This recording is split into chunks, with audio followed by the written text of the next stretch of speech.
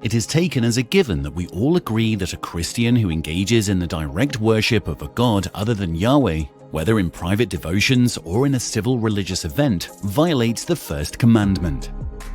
Certainly, Shadrach, Meshach, and Abednego understood this clearly in Daniel chapter 3, and we do too.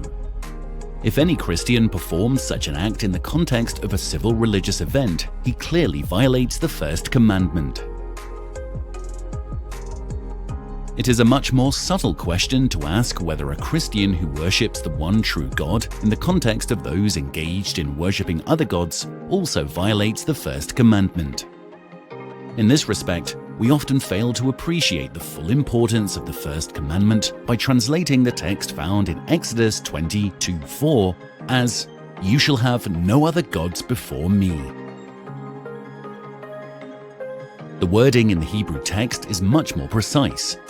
God is saying that we must not have other gods before my face or in my presence.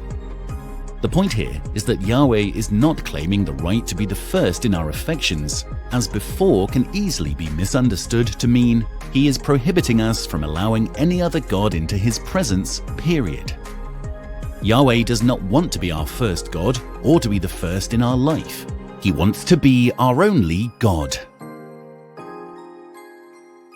The first commandment is a demand for a radical and absolute exclusivity in our relationship with the one true living God of the Holy Bible. To be sure, read this segment of our website very carefully. You will find that Freemasonry is not only violating the first commandment, but as such, it violates an essential doctrine of biblical Christianity.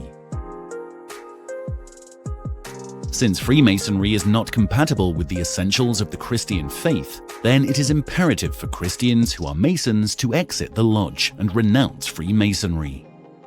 For there can be no support of or allegiance to false gods in order to maintain a non-biblical brotherhood with non-Christian Masons.